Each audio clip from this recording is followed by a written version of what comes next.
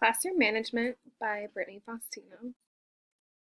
My philosophical beliefs. I believe that every student is capable of succeeding if they are willing to put in the time and the effort. I believe that my classroom will be a safe place where my students will feel safe and comfortable. And I believe in being my students' biggest fan because every student needs a huge supporter. Now, I believe that students will have a lot of different gifts, and I will try to use many opportunities to showcase these amazing gifts that all of my students have. My classroom rules. Rules will be established on the first few days of school. I think it's important for students to know their expectations, but I also think teaching self-responsibility is a very important concept. So I think having the students have a chance to have input on the classroom rules is very important. After students and I both decide on our classroom rules, I will make a poster with the rules clearly stated on it, and I will place it on the wall where students can clearly see it. I will explain the signs I want to implement in my classroom to get their attention. For example, give me 4. Your eyes are watching, your ears are listening, your hands and feet are to yourselves, and your mouths are closed. Another trick I like to use is a call and response technique where the teacher says, ready to rock, and the class responds with, ready to roll. This way the students hear me and they stop what they're doing and they look up and they have a call response, so I know that they heard me and that they're ready to move on. Incentives.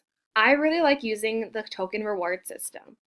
The main concept behind the token reward system is that you're constantly rewarding positive behavior. And while you acknowledge negative behavior, it's never supposed to take away from the positive behavior. As a teacher, I never want to take away from the positive things my students are doing. So if I were using a marble jar for a token reward system where I was putting marbles in for a good behavior, at no point would negative behavior result in me taking marbles out of the container. Another incentive tool that would work would be if I chose to use the Dojo app. It's an online application where parents can check in on their child's progress and see their behavior throughout the day. And there are green points and red points, green points for positive behavior and red points for negative behavior. Misbehavior. Students will, in private, have a punch system developed where positive behavior results in a positive punch. And then at the end of so many punches that you have decided, they will get a reward that you both decide on in advance. This is for the especially rowdy children who really need a system in place to get their behavior back on track. Warnings. During the first few weeks, I will have more leeway with the warning system because students are getting accommodated with a new classroom, a new setting, new teacher, new pretty much everything. So I think it's important for them to understand what the rules are before you start implementing punishments. Once rules have been established, students will get 2 warnings before a discipline is put into place. Warnings will be used after simple techniques such as making eye contact with a student who's being extra rowdy or getting closer in proximity, like walking by the students who aren't really paying attention to the concept at hand. Discipline will result in a loss of a privilege, which would be if the student were line leader for the day, maybe they wouldn't get to do that, or if they were a classroom helper, that would be taken away.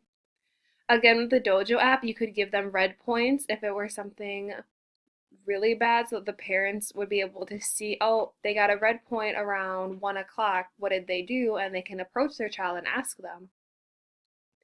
For the first warning, students will be informed of their misbehaviors and how it goes against the classroom rules, and a change in behavior is expected. During the second warning, students will be given a timeout to reflect on what they were doing wrong and give them a break from the activity because that may be a stressor. The third misbehavior, the student will be given a discipline that is fitting to what they are doing wrong. The discipline will always be related to the action that goes against the class rule. The fourth misbehavior would be parents will be notified and the student will be asked to leave the classroom to go to the principal or a think spot depending on the school system and what the school has in place. For a student with continual negative behavior, an action plan will be put in place and the school counselor, the parents, the teacher, and the student will all be present. Communication. Emails will be used for basic communication with parents for things that are non-emergent or non-important for or rather time sensitive. Phone calls will be used when discussing negative behavior unless the parents request otherwise due to time constraints where the parent would not be able to be reached on the phone. Phone calls will mostly be used for more time sensitive issues. On the Dojo app, there is a messaging system within the app, which is very beneficial for using large communication messages. So if it were a reminder that tomorrow is pajama day, you can send a quick reminder to all of the parents all at once. Social skills and language. Students will use polite words such as please and thank you at all times in the classroom.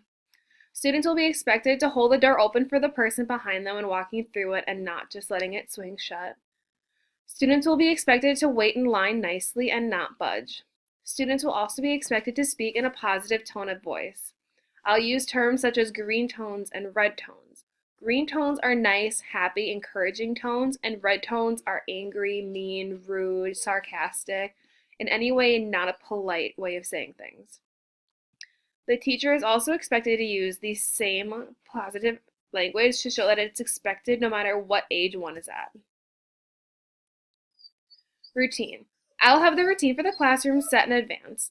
I will have the same basic setup for time usage in the classroom. For example, we would always have math after lunch or reading before lunch or recess right after lunch. So at no point do we normally do math in the mornings and then all of a sudden we change the schedule on them and do math in the afternoon.